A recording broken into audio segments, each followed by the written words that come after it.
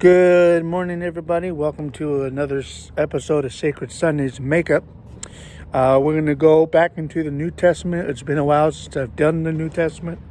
And I realized when I read chapter 14 of Matthew about a month ago now, we were already halfway through the Gospel of Matthew. So I'm going to read quite a bit today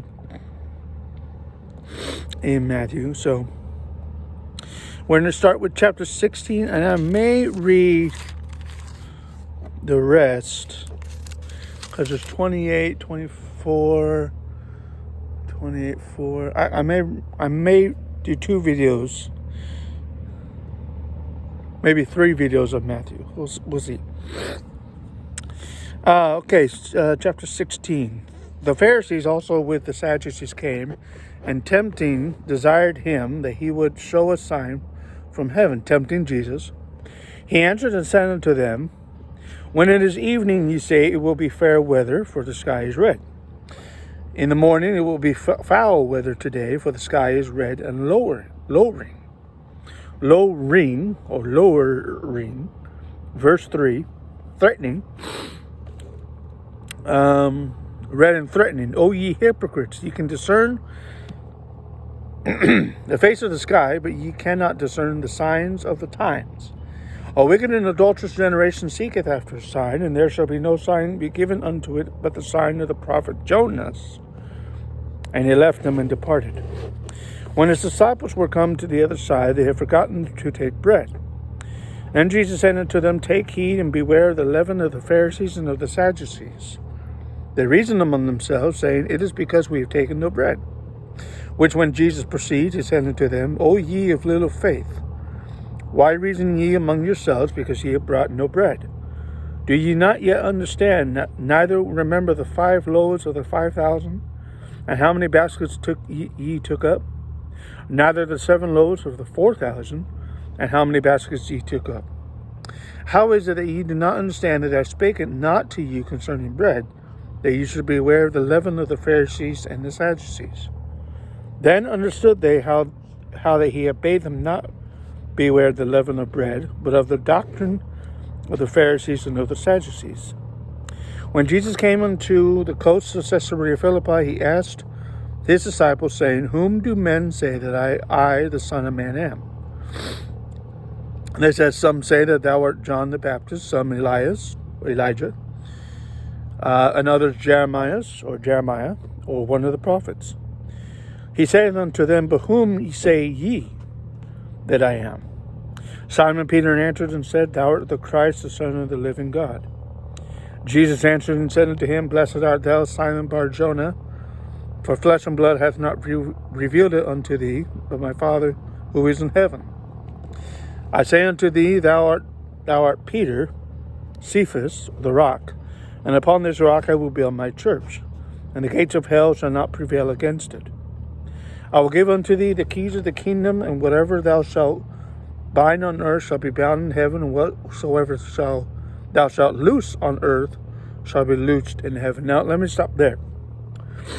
About a year and a half ago, I preached on a message at my church about Grace Bible Church and what it means. How to take each part of the name and take what it means. And I said in that sermon, you can look it up on YouTube. I said that the church, the body of Christ, started, I believe, it started in Acts chapter 9 or later, but there are 2 programs out there. One is put aside, and it's a program of the kingdom, or the gospel of the kingdom, or the dispensation of the kingdom, and that's what Peter was the leader of, especially in Acts chapter 2 on the day of Pentecost. But that church was set aside when Paul the apostle came in Acts chapter 9 and following, Acts chapter 9 and following, after his conversion on the road to Damascus. And if you're familiar with Acts chapter 10, there's a sheet of the sheet from heaven of the animals that were deemed unclean by the old Mosaic law.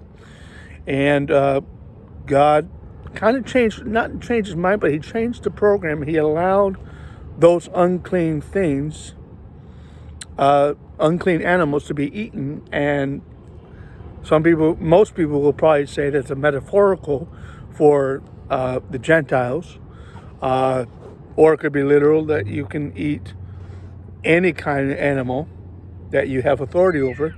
I believe it's both metaphorical and physical, or literal.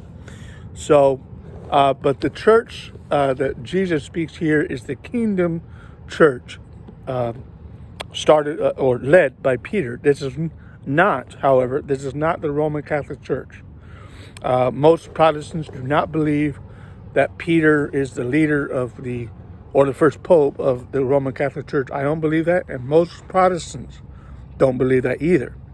So this church preached the kingdom gospel until the Apostle Paul came along in Acts chapter 9. And we'll get to Acts chapter 9 if we haven't gotten there already. So that's the church that Jesus is speaking of here. So let me continue in verse 20. Then charged he his disciples that they should tell no man that he was Jesus the Christ. From that time forth began Jesus to show unto his disciples how that he must go unto Jerusalem and suffer many things with the elders and chief priests and scribes, and be killed, and be raised again the third day. Then Peter took him and began to rebuke him, saying, Be it far from thee, Lord, this shall not be unto thee. But he turned and said unto Peter, Get thee behind me, Satan. Thou art an offense unto me, for thou savorest not things that be of God, but those that be of men. Then Jesus said unto his disciples, If any man will come after me, let him deny himself, and take up his cross, and follow me. For whosoever will save his life shall lose it, and whosoever will lose his life for my sake shall find it. Well, for what is a man profited if he shall gain the whole world and lose his own soul? Or what shall a man give in exchange for his soul? For the Son of Man shall come in the glory of his Father with the angels, and then he shall reward every man according to his works. Notice that, his works. This is, I believe, is not the rapture of the church. This is actually pertaining to the second coming without the rapture of the church. I believe this is the great white, this could be the Bema Seat of Christ or the great white throne. I believe it's the great white throne. I'm not sure. There may be disagreements on that. Verily I say unto you, verse 28, Verily I say unto you, there shall be some standing here who shall not taste death till they see the Son of Man coming in his kingdom. Of course, that did not happen. All the people who followed Jesus did face death, physically at least. Chapter 17. After 6 days, Jesus took Peter, James, and John, his brother, and bringing them into the high mountain apart. He was transfigured before them, and his face did shine as the sun, and his raiment was white as snow, as the light, by the light of the sun. Behold, there appeared unto them Moses and Elijah, talking with him. Then answered Peter and said unto Jesus, Lord, it is good for us to be here. If thou wilt, let us make here 3 tabernacles, one for thee, one for Moses, one for Elijah. While he yet spake, behold, a bright cloud overshadowed them. And behold, a voice out of the cloud which said, Who said, This is my beloved Son, in whom I am well pleased, hear ye him. When the disciples heard it, they fell on their face and were sore afraid, or greatly afraid. Jesus came and touched them and said, Arise, and be not afraid. When they had lifted up their eyes, they saw no man save Jesus only. As they came down from the mountain, Jesus charged them, saying, Tell the vision to no man until the Son of Man be risen from the dead. His disciples asked him, saying, Why then say the scribes that Elias must come first? Jesus answered and said unto them, Elias truly shall come first, and shall restore all things. But I say unto you, that Elias has come already, and they knew him not, and have done unto him whatsoever they listed. Likewise shall also the Son of Man suffer of them. The Elias who already came was, of course, John the Baptist. Then the disciples understood that he spake unto them of John the Baptist. So I ruined that. Sorry. John the Baptist. When they had come to the multitude, there came to him a certain man, kneeling down to him, saying, Lord, have mercy on my son, for he's a lunatic. Verse 15, lunatic, of course, it's spelled with a K at the end.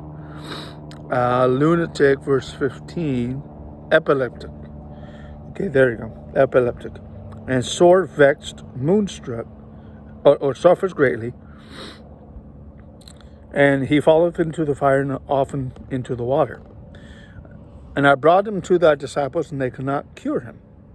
And then Jesus answered and said, O faithless and perverse generation, how long shall I be with you? How long shall I suffer you? Bring him hither to me. Jesus rebuked the devil, or demon, and he departed out of him. Excuse me. And the child was cured from that very hour. Then came the disciples to Jesus apart and said, Why could not we cast them out? Jesus said unto them, Because of your unbelief. For verily I say unto you, if ye have faith as grain as a mustard seed, that ye shall say unto this mountain, Remove hence to yonder place, and ye shall remove, and nothing shall be impossible unto you. Howbeit this kind goeth not out by prayer and fasting, but by prayer and fasting.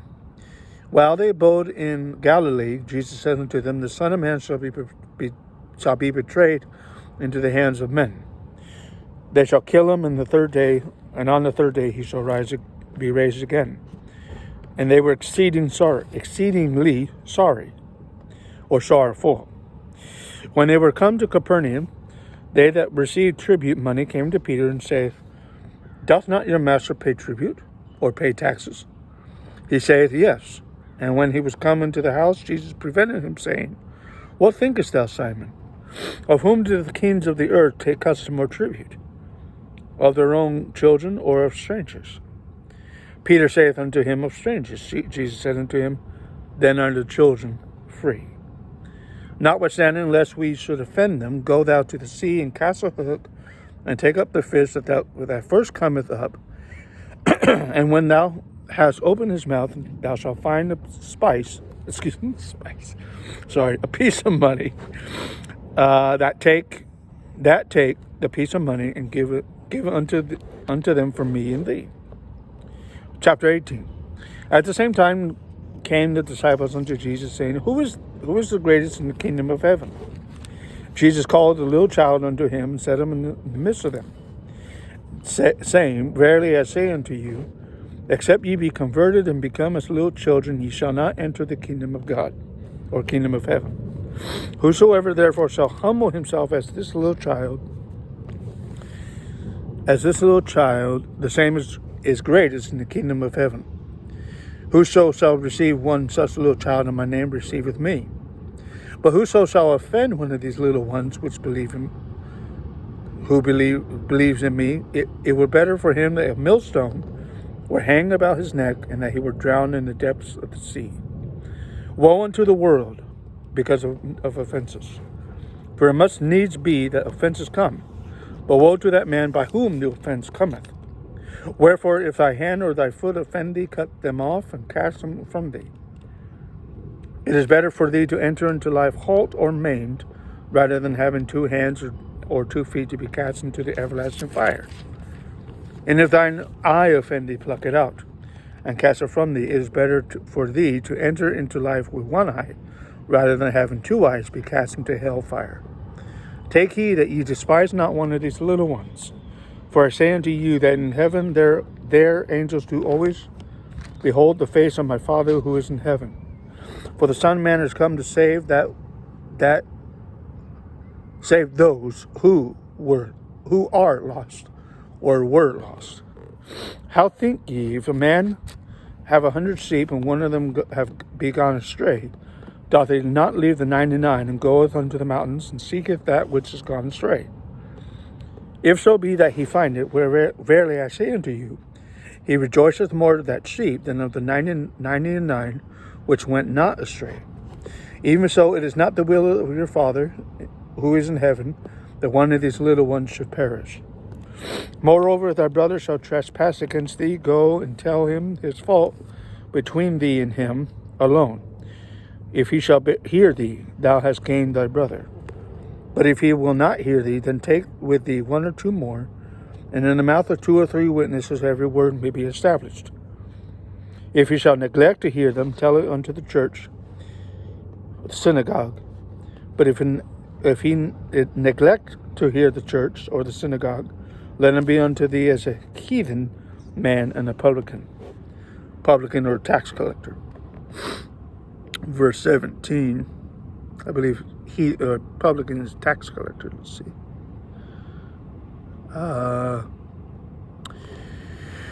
Verse 17.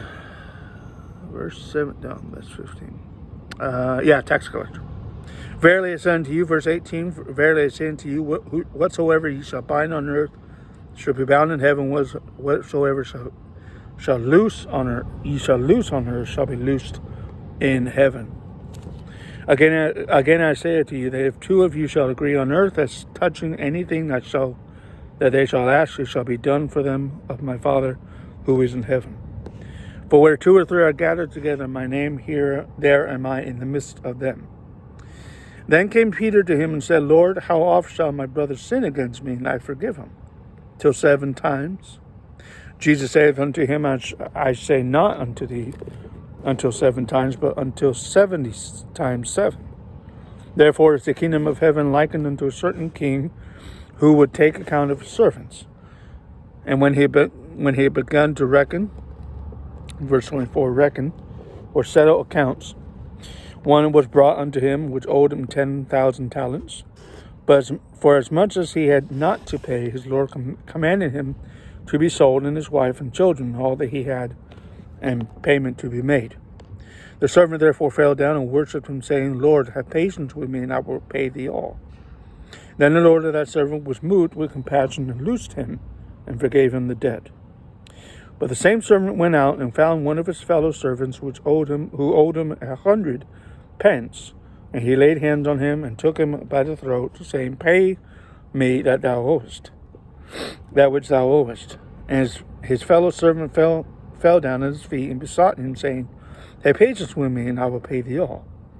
And he would not, but went and cast him into prison till he should pay the debt. So when his fellow servants saw that what was done, they were very sorry, and came and told unto the Lord all that was done. Then his Lord, after that he had called him, and said unto him, O thou wicked servant, I forgave thee all that debt, because thou desirest me. Shouldest not thou also have had compassion on thy fellow servant, even as I had pity on thee? His Lord was wroth, and delivered him to the tormentors, till he shall pay all that was due unto him. So likewise shall my heavenly Father do also unto you, if ye from your hearts forgive not everyone his brother their trespasses. Chapter 19. Came to pass that when Jesus had finished these sayings, he departed from Galilee and came into the coasts of Judea beyond Jordan. Great multitudes followed him, and he healed them there. The Pharisees also came unto him, tempting him, or testing him, and saying unto him, Is it lawful for a man to put away his wife for every cause? Jesus answered and said unto them, Have you not read that he who made them at the beginning made them male and female? Saying, For this cause shall a man leave his father and mother, and shall cleave unto his wife, and they twain shall be one flesh. Wherefore they are no more twain, but one flesh. What therefore God hath joined together, let no man put asunder. They said unto him, Why did Moses then command to give a right in divorcement, and to put her away? He saith unto them, Moses, because of the hardness of your hearts, suffered you to put away your wives, but from the beginning it was not so. I say unto you, whosoever shall put away his wife, except it be for fornication, and shall marry another, committeth adultery. And whosoever marrieth her which is put away doth commit adultery. His disciples say unto him, If the case of the man be so with his wife, it is not good to marry. Jesus said unto them, All men cannot receive the saying, save they to whom it is given. For there are some eunuchs who were so born from their mother's womb, and there are some eunuchs which were made eunuchs of men.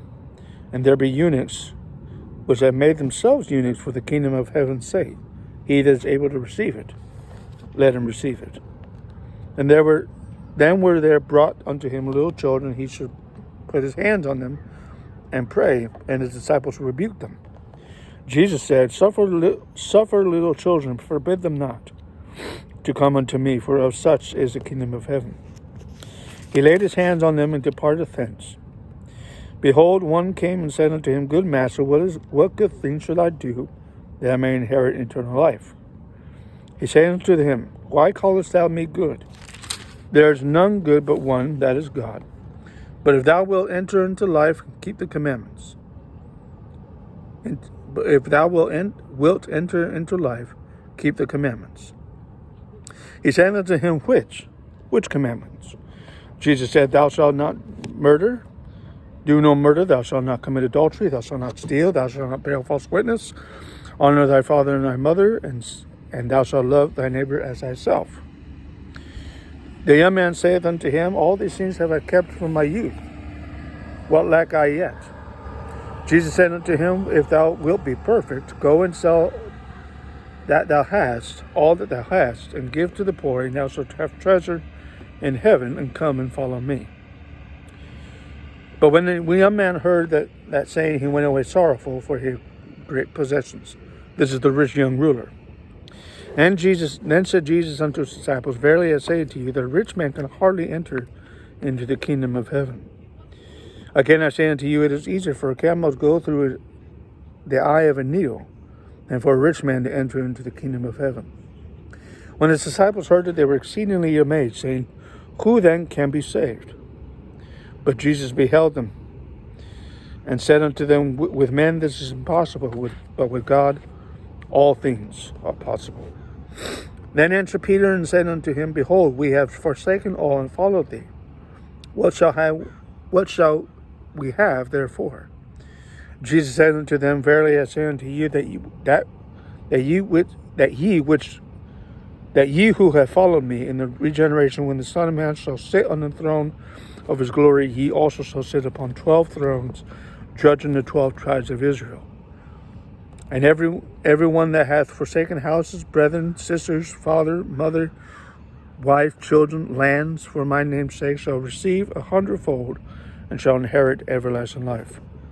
But many that are first shall be last, and the last shall be first. All right, so that's, I think I've read 4 chapters already.